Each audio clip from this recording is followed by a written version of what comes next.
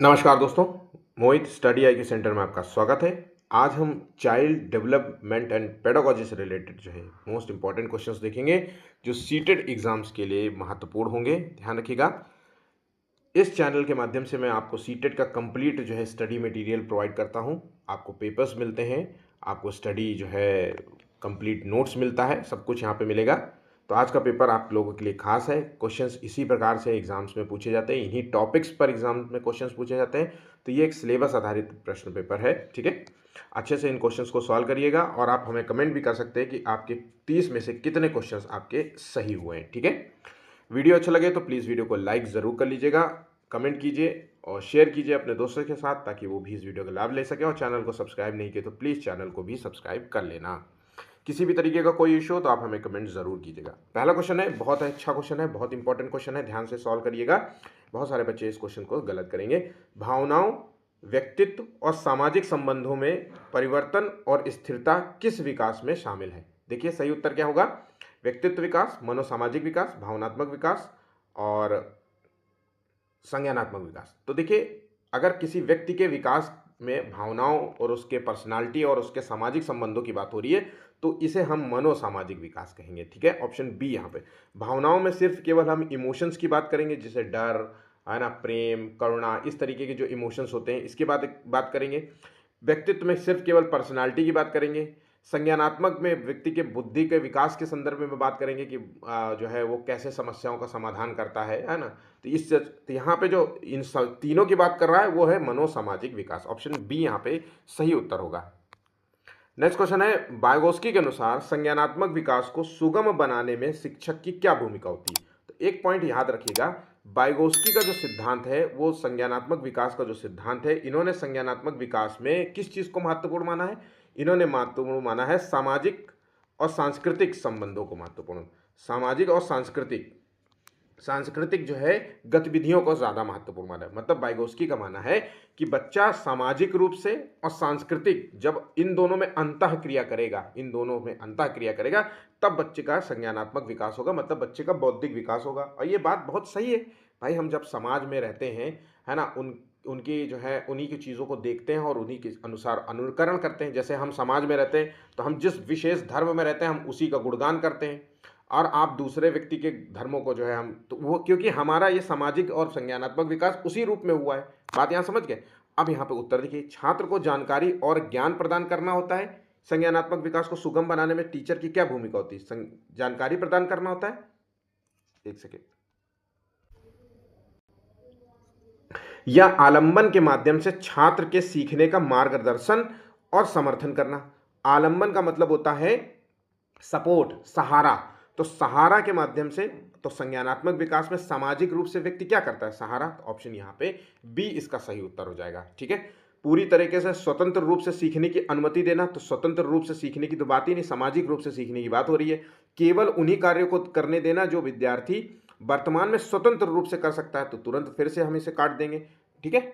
चलिए next question है, सुजाता जो है एक नृत्य प्रतियोगिता में केवल इसलिए उत्सुकता से भाग लेती है क्योंकि उसे नगद इनाम मिलेगा, प्रथम पुरस्कार जीतने में उसकी इंटरेस्ट है, रुचि है।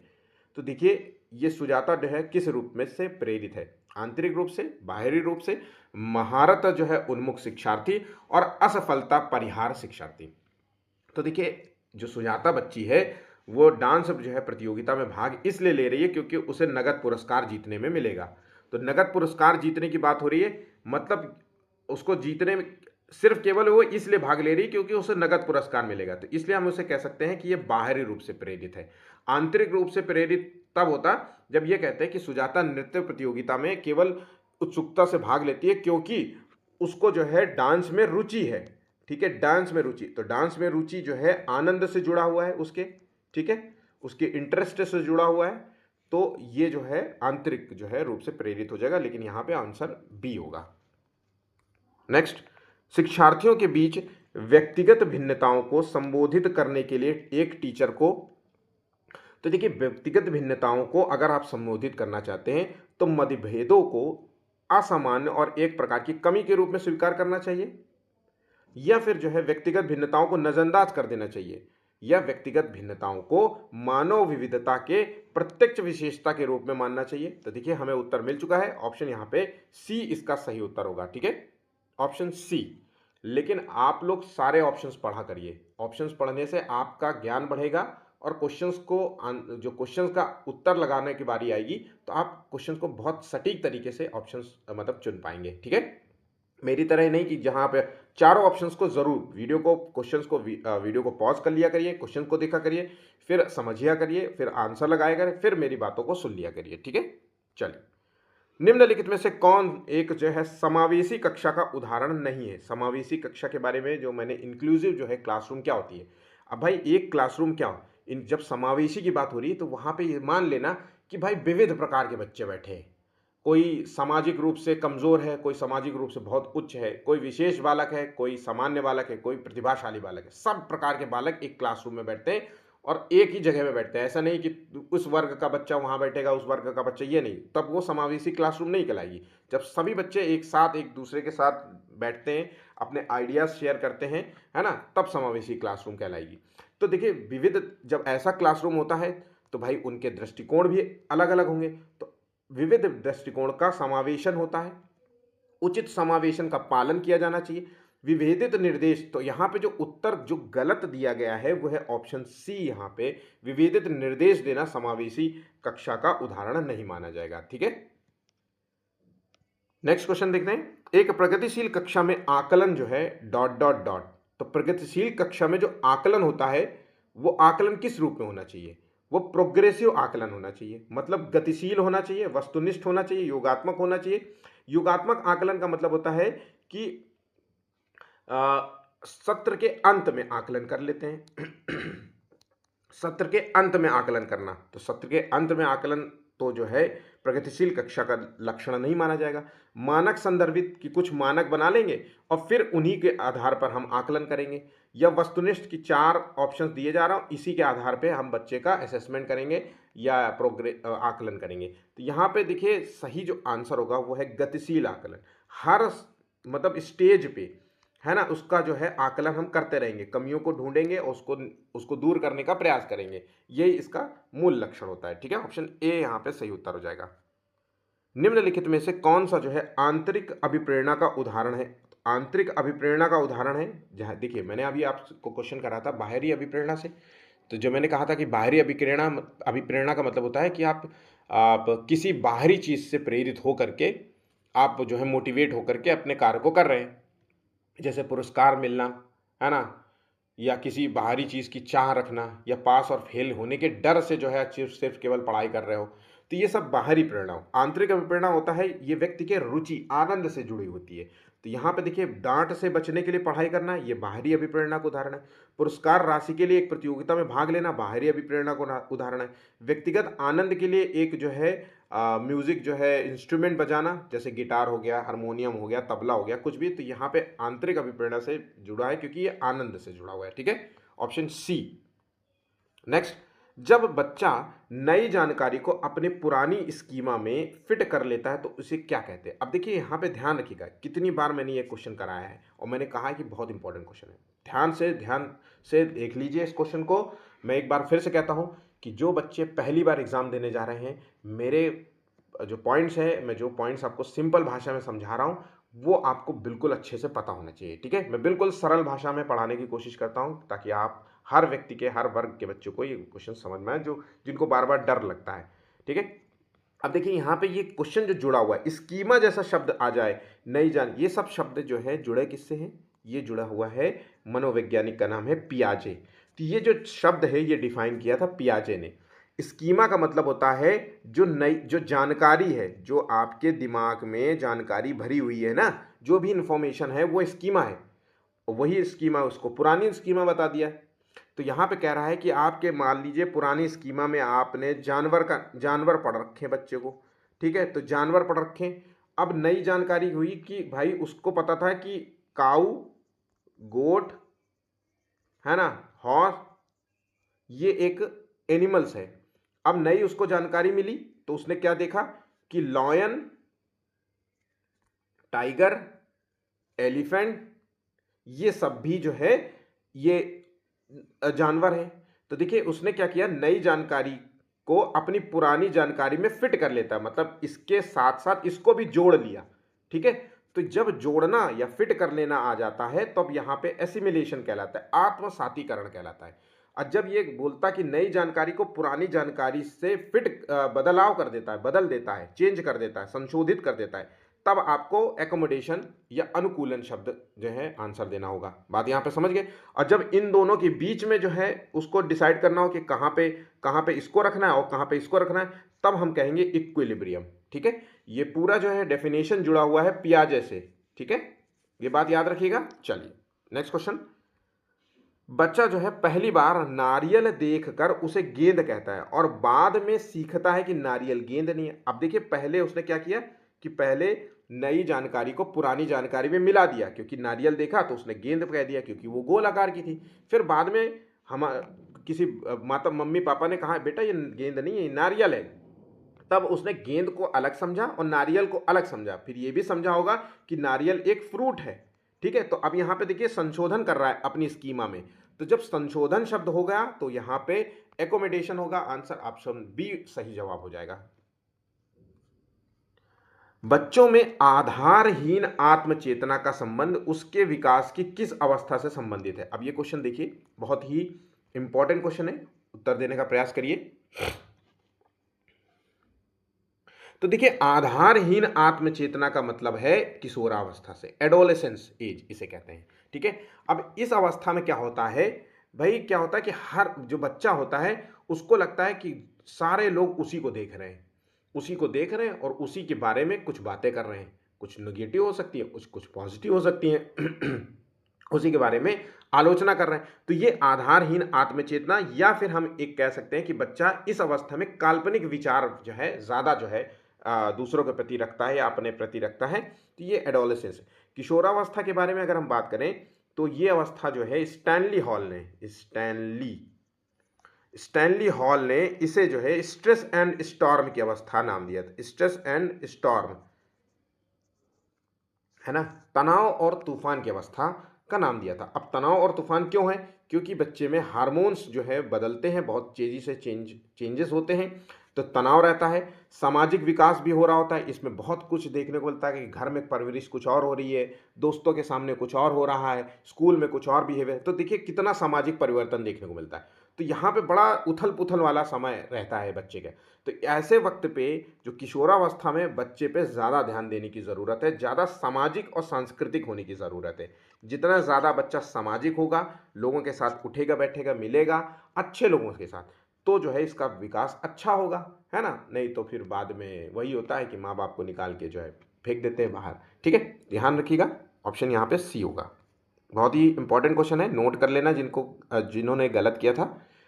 निम्नलिखित में से कौन जो है बाल केंद्रित कक्षा को नहीं दर्शाता है। अब बाल केंद्रित कक्षा की क्या कुछ खूबियाँ होती हैं भाई। बाल केंद्रित कक्षा की वो खूबी होती हैं जो बच्चा कुछ भी क्लास रूम में कर रहा होता है उसमें तल्लीन रहे, मतलब कि भाई बच्चे को एक्टिविटी करने दें, है ना, उसको कुछ ना कुछ प्रेरित करें कार्य करने के लिए, स्वयं से कार्य करने के लिए प्रेरित करें। ठीक है, तो ये तो खूबी है बाल केंद्रित कक्षा की। बच्चों की प्रगति गुणात्मक रूप से और विकास के सभी पहलुओं को ध्यान में रखते हुए रिपोर्ट की जानी चाहिए। तो भैया देखिए बच्चे के जो गुण होते हैं वो गुणात्मक रूप से ही नापेंगे कि मात्रात्मक रूप से, उसके गुणों को देखेंगे। उसके बाद सभी पहलुओं पर, विकास के जो सभी पहलू होते हैं उस पर जो है रिपोर्ट कार्ड तैयार करना होता है। एक तरीके से हम पोर्टफोलियो की बात करें तो ये दोनों पॉइंट तो यहाँ पे सही है। गतिविधि के अनुसार बच्चे को बैठने की जो है व्यवस्था, भाई बच्चे की जो है व्यक्तिगत जो क्षमताएं होती हैं उसको ध्यान में रख करके हमें बच्चे की बैठने की व्यवस्था करनी है। जैसे कि मान लीजिए आपने देखा कि एक बच्चे को सुनाई कम पड़ता है तो आपने उस बच्चे को सबसे आगे बैठा दिया, बच्चे को दिखाई कम पड़ता है तो उसको भी आगे बैठा दिया, जिसको सुनाई कम पड़ता है तो उसके लिए हमने क्या किया, थोड़ा सा लाउडली हम बोलने लगे, है ना। अगर हमें ज़रूरत लगी तो हम स्पीकर का प्रयोग करेंगे, है ना। तो ये चीज़ है। अब यहाँ पे जो आंसर जो गलत है बाल केंद्रित कक्षा को दर्शाता नहीं, वो है शिक्षक टीचर द्वारा पाठ्य पुस्तक पढ़ते रहना और छात्र उसकी नकल करे और ब्लैक बोर्ड पर उत्तर लिखता है टीचर। तो यहाँ पे जो डी ऑप्शन है वो गलत हो जाएगा, मतलब बाल केंद्रित कक्षा को ये नहीं दर्शाता। ऑप्शन डी यहाँ पे गलत होगा। ठीक है, दौड़ते हुए स्कूल जा रहा था राम का भाई, ये वाक्य किस दृष्टि से सही या गलत है। तो देखिए दौड़ते हुए जा रहा था राम का भाई, ये वाक्य देखा जाए तो अर्थ की दृष्टि से सही है। अर्थ तो निकल रहा है कि दौड़ते हुए जा रहा था राम का भाई, लेकिन अगर हम इसके क्रमों का बात करें, शब्दों का जो क्रम है ना, वाक्य विन्यास की दृष्टि से हम बात करें तो ये स्वाभाविक नहीं है, मतलब ये शब्दों का क्रम यहाँ पे गलत है। तो ऑप्शन यहाँ पे अर्थ विन्यास की दृष्टि से सही है, लेकिन वाक्य विन्यास की दृष्टि से गलत होगा। ऑप्शन बी यहाँ पे सही हो, मतलब होना क्या चाहिए, राम का भाई दौड़ते हुए स्कूल जा रहा था, ये उत्तर इसका सही है। ठीक है। स्त्रियों का जो है हस्तलेख पुरुषों की अपेक्षा, मतलब राइटिंग जो है पुरुषों की अपेक्षा बहुत ज़्यादा अच्छा रहता है, और जबकि पुरुष जो है वो मैथ या तर्क करने में बहुत अच्छे होते हैं लड़कियों की अपेक्षा। तो ये कथन जो है डॉट डॉट डॉट है। तो देखिए ये कथन जुड़ा हुआ है लैंगिक पूर्वाग्रह से। ठीक है, जेंडर बायस्ड क्वेश्चन है, मतलब एक एक व्यक्ति को ज़्यादा अच्छा मान लेना, एक जेंडर को अच्छा मान लेना और एक जेंडर को ज़रा निम्न रखना। ठीक है, तो ये जेंडर बायस्ड हो गया। तो ये लैंगिक पूर्वाग्रह से स्टीरियोटाइप, जेंडर स्टीरियोटाइप कह सकते हैं। ऑप्शन यहाँ पे बी सही जवाब होगा। ठीक है, जब कोई ऐसा क्वेश्चन आए और जहाँ पे लड़की के विचारों को जो है कम आंका जाए कि भाई लड़का तो खाना नहीं बना सकता क्योंकि ये उसका काम नहीं है, लड़की खाना बनाएगी, है ना, ऑफिस जाने का काम, घर की जिम्मेदारी का काम जो है लड़के का है, तो इस तरीके के क्वेश्चन आए तो लैंगिक पूर्वाग्रह तुरंत लगा देना आंसर। ठीक है। वैयक्तिक विभिन्नता का प्रमुख कारण है, तो वैयक्तिक विभिन्नता जो जुड़ी होती है, हर व्यक्ति एक दूसरे से भिन्न होता है, वो चाहे जो है जेनेटिकली हो, चाहे वो फेस हो, उसका चेहरा हो, रंग रूप आकार, उसकी बातचीत में, उसकी आवाज़, हर रूप में वो व्यक्ति जो है भिन्न होता है। तो इसका मुख्य जो कारण होता है वो है वातावरण और वंशानुक्रम, ये हेरेडिटी और इन्वायरमेंट से जुड़ा होता है। ठीक है, तो व्यक्ति का जो डेवलपमेंट भी इसी से टिका होता है, इसी पे टिका होता है, और व्यक्तिगत भिन्नता जो होती है ना, पर्सनल जो है डिफरेंसेस जो होते हैं वो भी इसी पे टिका होता है। ठीक है, तो ऑप्शन यहाँ पे ए और बी आंसर देना होगा, 14 का ऑप्शन ए होगा। निम्नलिखित में से मूल्यांकन का प्रकार कौन सा नहीं है। अगर ये मूल्यांकन का एक छोटे छोटे शब्द में अगर अंतर समझ जाओ तो क्वेश्चन कभी गलत नहीं होगा। इसके अलावा कुछ है ही नहीं इसमें, मतलब एक लाइन में आंसर बताऊं, बस सिंपल सा है कि जो मूल्यांकन, देखिए रचनात्मक मूल्यांकन में क्या होता है, हम जब जो है फॉर्मेटिव असेसमेंट, जब आपका बच्चा, बहुत सारे बच्चे स्कूल, आप लोगों से कई लोगों के बच्चे स्कूल में पढ़ रहे होंगे और टेस्ट होते होंगे, यूनिट टेस्ट होते होंगे, तो यूनिट टेस्ट की जगह वो लिखते हैं फॉर्मेटिव असेसमेंट लिखते हैं, है ना, कि फॉर्मेटिव असेसमेंट जो है स्टार्ट हो रहा है 15 जुलाई से, ऐसे लिख देंगे। तो फॉर्मेटिव असेसमेंट का मतलब होता है रचनात्मक मूल्यांकन, हम बच्चे की क्रिएटिविटी का मूल्यांकन करेंगे। अब हम सीधे सीधे बताएं तो सीखने की प्रक्रिया के दौरान उसका मूल्यांकन करना है। कब? सीखने की प्रक्रिया के दौरान, सीखने की प्रक्रिया के दौरान मूल्यांकन करना। ठीक है, तो जब हम पढ़ा रहे हो तभी हम उसका मूल्यांकन करते जाएंगे। ठीक है, तो इसे कहेंगे हम रचनात्मक मूल्यांकन। योगात्मक मूल्यांकन में क्या होता है कि जो सत्र के अंत में, ये मूल्यांकन कब करते हैं, जब सत्र खत्म होने वाला हो, तो सत्र के अंत में हम जो है मूल्यांकन करते हैं, सत्र के अंत में, इसे कहते हैं सम्मेटिव जो है असेसमेंट कहेंगे। निदानात्मक में क्या होता है कि जब बच्चा को हम पढ़ा रहे होते हैं तो हम उसी वक्त हम बच्चे की कठिनाइयों को और उसकी कमियों को पता लगाने का प्रयास करते हैं और फिर हम दूर करते हैं। तो ये मूल्यांकन के 3 प्रकार हुए। जो आंसर नहीं होगा वो है ऑप्शन डी, यहाँ पे जुड़ा हुआ है। ठीक है, सृजनात्मक मूल्यांकन जैसा कुछ नहीं होता, सृजनात्मकता बुद्धि से संबंधित है, उसके समस्या समाधान से संबंधित है, इसका मूल्यांकन से कोई संबंध नहीं है। ऑप्शन डी यहाँ पे मूल्यांकन का प्रकार नहीं माना जाएगा। ठीक है, विद्यार्थियों के सीखने में जो रिक्तियां रह जाती हैं उनके निदान डॉट डॉट के बाद होना चाहिए। तो विद्यार्थियों के सीखने में जो गलतियां रह जाती हैं, कमियां रह जाती है, उसका निदान कब होना चाहिए? सघन अभ्यास कार्य के द्वारा होना चाहिए, के बाद होना चाहिए, मतलब पूरा पढ़ा दो टॉपिक तब करना चाहिए, या सभी पाठों को व्यवस्थित रूप से दोहराओ रिवीजन कराने के बाद होना चाहिए, या विद्यार्थियों और अभिभावकों को उपलब्धि के बारे में बताना चाहिए पेरेंट्स मीटिंग में, या समुचित उपचारात्मक कार्य के रूप में होना चाहिए। तो ऑप्शन यहाँ पे 16वें का ऑप्शन डी यहाँ पे सही उत्तर नजर आ रहा है। ठीक है,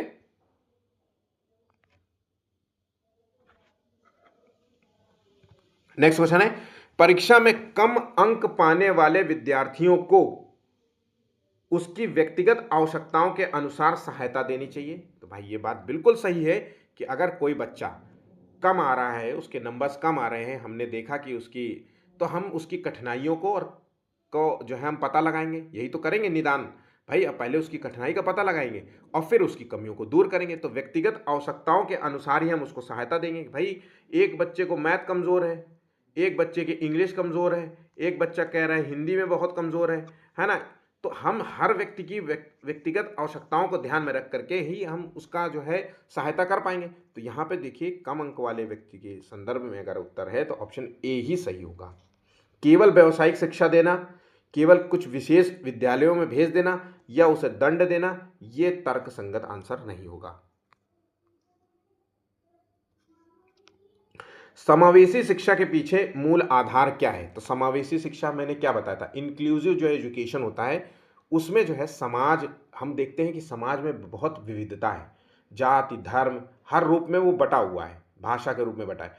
तो हम सबको हम स्वीकार करते हैं। एक क्लास में एक स्कूल जो है भाई विभेदीकरण नहीं करता, वो सबको स्वीकार करता है। तो यहाँ पे समाज में विविधता है, ये बात मानता है। विद्यालयों को इस विविधता के प्रति संवेदनशील होने के लिए समावेशी होने की आवश्यकता है। तो आंसर हो गया इसका मूल आधार ऑप्शन ए है। नेक्स्ट क्वेश्चन है, मस्तिष्क में अगर किसी प्रकार की क्षति हो जाए, उसके कारण बातचीत करने में आंशिक रूप से या पूर्णतः अक्षमता हो जाए तो उसे क्या कहेंगे? तो इसे कहेंगे अफेजिया। ऑप्शन यहाँ पे ए उत्तर होगा। डिसलेक्सिया में क्या होता है, ये एक पठन विकार है ना। डिसकैलकुलिया ये जो होता है ये गणना संबंधी विकार माना जाता है, ये गणना संबंधी विकार है। मैथमेटिक्स, मैथ से संबंधित जो गणनाएं होती हैं उसके संदर्भ में विकार, ठीक है। चोरी करने वाले बालकों के उपचार हेतु निम्नलिखित में से क्या कदम उठाना चाहिए? अगर जो बच्चा चोरी करता है या कुछ असामाजिक गतिविधियां करता है तो हम क्या करेंगे? बच्चों को आत्म नियंत्रण की भावना सिखाएंगे कि भाई ये सब चीज़ें नहीं करनी चाहिए बेटा, उसको समझाएंगे, सही और गलत के बीच में अंतर बताएंगे, ये भी बताएंगे सामाजिक बुराई है। तो उपरोक्त सभी यहाँ पे सही उत्तर हो जाएगा। शिक्षक जो है बच्चों को सृजनात्मक विचारों के लिए प्रोत्साहित कर सकता है। अब एक टीचर जो होता है सृजनात्मक विचारों के लिए बच्चों को प्रोत्साहित कर सकता है जब जो है उसे उत्तर कंठस्थ करने के लिए कहे। भाई सृजनात्मक विचार कब आएंगे?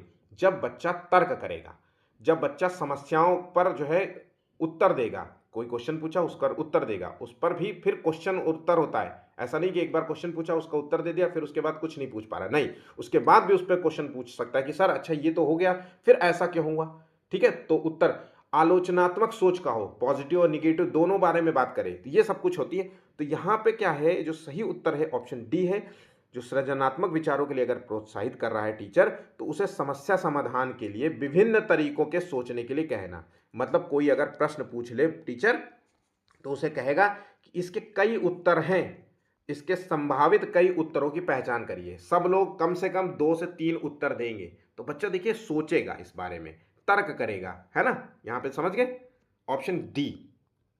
नेक्स्ट क्वेश्चन है, बच्चों में सीखने के लिए आवश्यक तत्व हैं। तो बच्चों में सीखने के लिए आवश्यक तत्व है, सीखने का जो सिद्धांत है वो किसने दिया था? ये जुड़ा हुआ है, सीखने के लिए आवश्यक है अभ्यास। निरंतर अभ्यास से कोई व्यक्ति सीखता है कि नहीं सीखता है? जितना ज्यादा प्रैक्टिस करेगा, गलतियां करेगा, फिर प्रैक्टिस करेगा, फिर गलतियां करेगा, तो कह सकते हैं कि हम ट्रायल एंड एरर। भाई ट्रायल एंड एरर जो है जुड़ा हुआ है किससे? अभ्यास से। तत्परता मतलब किसी भी कार्य में रेडीनेस दिखाना, रुचि दिखाना, इंटरेस्ट दिखाना, हर वक्त तत्पर रहना सीखने के लिए, तो ये भी जुड़ा हुआ है। अंतःदृष्टि, तो अंतःदृष्टि का मतलब होता है कि हम अपनी सूझबूझ से समस्याओं का हल ढूंढना, तो ये जुड़ा हुआ है कोहलर से। ध्यान रखिएगा, कोहलर, कोहलर से। तो सूझबूझ का सिद्धांत अगर आपसे पूछा जाए तो कौन है? कोहलर है। और बाकी अभ्यास और तत्परता किससे जुड़ा हुआ है? ये जुड़ा हुआ है थॉर्नडाइक से, ठीक है, थॉर्नडाइक से। तो यहां पे हम कह सकते हैं कि बच्चे में जो सीखने के लिए आवश्यक तत्व हैं वो तीनों ही होने चाहिए। ऑप्शन डी यहां पे सही उत्तर हो जाएगा। निम्नलिखित में से कौन सा प्रश्न विश्लेषण व मूल्यांकन जैसी उच्चतर जो है संज्ञानात्मक कौशल का आकलन करता है?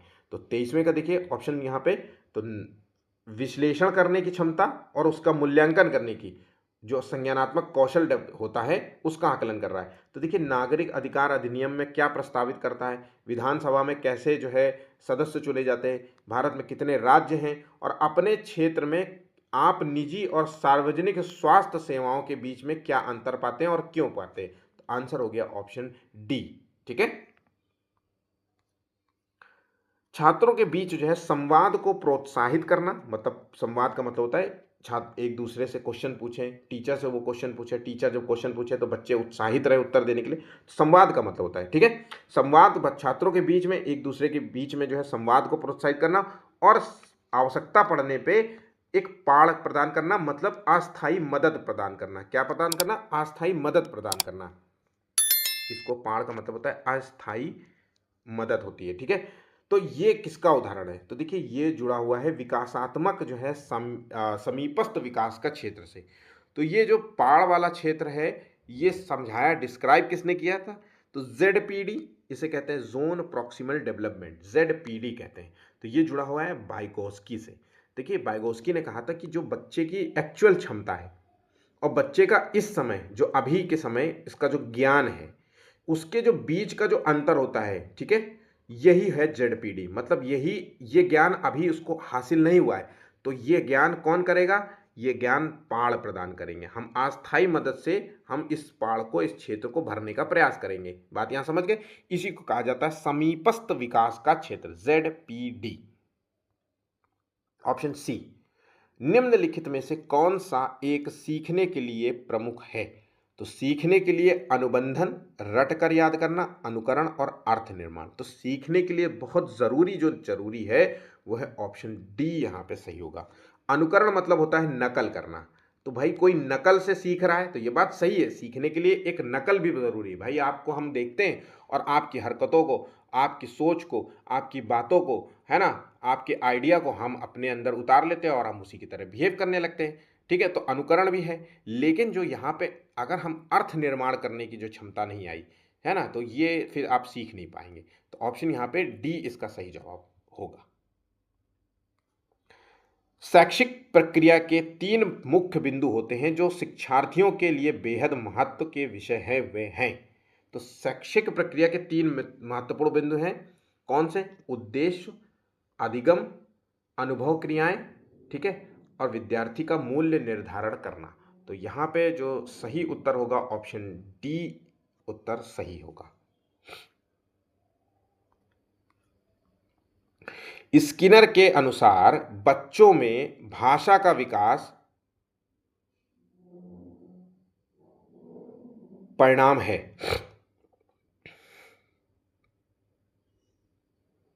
तो स्किनर के अनुसार बच्चों में भाषा का विकास किसका परिणाम है? तो देखिए स्किनर जो हैं ये मानते हैं कि बच्चे जो है अपने आसपास के लोगों को सुनकर, उनका अनुकरण करके, मतलब उनकी नकल करके भाषा सीखता है। भाषा के संदर्भ में हम बात बता रहे हैं। ठीक है।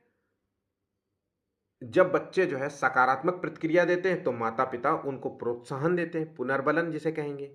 तो ये जुड़ा हुआ है अनुकरण मतलब नकल, और पुनर्बलन, पुनर्बलन का मतलब होता है प्रतिक्रिया व्यक्त करना, प्रोत्साहन देना। तो सकारात्मक, अगर बच्चा सकारात्मक हरकत करेगा तो जो है माता पिता भी जो है उसको प्रोत्साहन देंगे, और अगर नकारात्मक प्रतिक्रिया करेगा, शैतानी करेगा, तो धर के कंटाप पड़ जाएगा। अनुकलन का मतलब होता है कि बच्चा जो है आसपास के लोगों को, माता पिता को, उसके परिवार के सदस्य जो नाना नानी इन सबको देख करके अनुकरण करता है, नकल करता है। ठीक है। तो भाषा का विकास ऐसे होता है। अब यहाँ पे देखिए स्किनर का जो है संदर्भ जो है ये अनुकरण और पुनर्बलन से है। और जब आपसे पूछा जाए चोम्स्की के संदर्भ में, चोम्स्की, नोम चोम्स्की, तो अब जन्मजात, मतलब चोम्स्की मानते थे कि बच्चे में जो भाषा का विकास होता है वो अनुकरण और पुनर्बलन से नहीं होता, बल्कि इसके अंदर ये जन्मजात क्षमताएं होती हैं।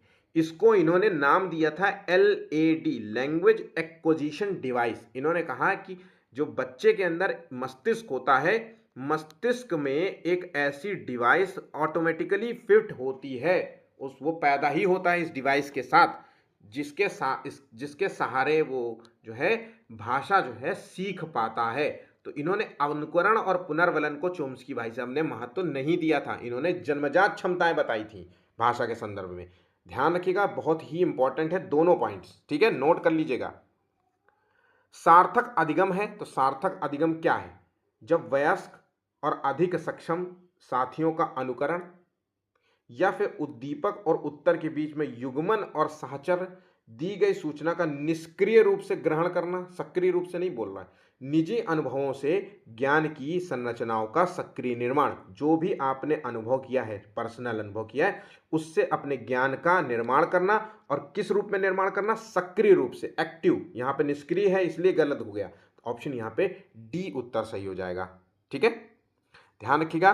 सार्थक अधिगम का मतलब होता है मीनिंगफुल जो है लर्निंग होता है। ठीक है, ये जो होता है ये रटने के बजाय किसी जानकारी को पूर्व ज्ञान या वास्तविक ज्ञान के अनुभव से जो है जोड़ करके समझने का प्रयास करता है। यहां पे बात समझ गए?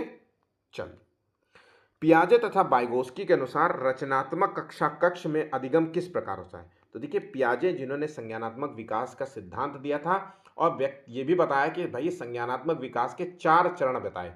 चारों चरणों को क्रमबद्ध तरीके से फॉलो करना है और उम्र के हिसाब से ही चलना है। ऐसा नहीं है कि एकदम से बचपन में ही बच्चा जो है 14 साल की एज का जब के गुणों को प्रदर्शित करेगा, नहीं। उन्होंने कहा था क्रमिक रूप से होता है और जब बच्चा परिपक्व हो जाएगा उम्र में और ज्ञान में परिपक्व होगा, तब वो ऑटोमेटिकली जो है उसका संज्ञानात्मक या अपने क्रम को छोड़ करके दूसरे क्रम में आ जाएगा। यहाँ पे बात समझ गए? इन्होंने ये भी कहा कि पर्यावरण के साथ जो है तालमेल करके जो है बच्चा सीखता है, तो सक्रिय रूप से सीखता है पर्यावरण के साथ और सक्रिय रूप से। अब वाइगोस्की ने सामाजिक और सांस्कृतिक रूप से सीखने पर जोर दिया। ठीक है, अब यहाँ पे देखिए, तो शिक्षार्थियों के द्वारा, बच्चों के द्वारा स्वयं जो है ज्ञान जो है सृजित होता है। संज्ञानात्मक विकास स्वयं सृजित होता है। अब पियाजे ने स्वयं सृजित में बताया कि भाई पर्यावरण के साथ सक्रिय रूप से सीखता है, और उन्होंने कहा सामाजिक रूप से स्वयं सृजित करता है। सक्रिय भूमिका दोनों महत्वपूर्ण मानते हैं, ऑप्शन डी। बालक में, बच्चे में वैज्ञानिक अन्वेषक के गुणों का विकास क्यों किया जाना चाहिए? तो भैया, बच्चे के अंदर अगर वैज्ञानिक दृष्टिकोण का विकास करना चाहते हो तो ये क्यों किया जाना चाहिए? उन्हें खेल से दूर करने के लिए या स्वावलंबन को बढ़ावा देने के लिए? ध्यान रखिएगा, स्वावलंबन का होता है बच्चा जब इंडिपेंडेंस फील करे, सेल्फ रिलायंस की बात कर रहा है। तो स्वावलंबन को बढ़ावा देने के लिए बच्चे के अंदर वैज्ञानिक दृष्टिकोण, तार्किक दृष्टिकोण, है ना, सकारात्मक दृष्टिकोण, आलोचनात्मक दृष्टिकोण का विकास किया जाना जरूरी है। ऑप्शन यहाँ पे बी इसका सही उत्तर होगा। तो कुछ इस प्रकार के क्वेश्चंस आते हैं आपके एग्जाम में। आपके क्वेश्चंस जो है कितने सही हुए 30 में से? आप जरूर से ज़रूर कमेंट कीजिएगा। वीडियो देखने के लिए धन्यवाद, और वीडियो अच्छा लगा हो तो प्लीज़ लाइक शेयर कर लीजिएगा, और चैनल को सब्सक्राइब नहीं किया तो प्लीज़ चैनल को भी सब्सक्राइब कर लीजिए। धन्यवाद।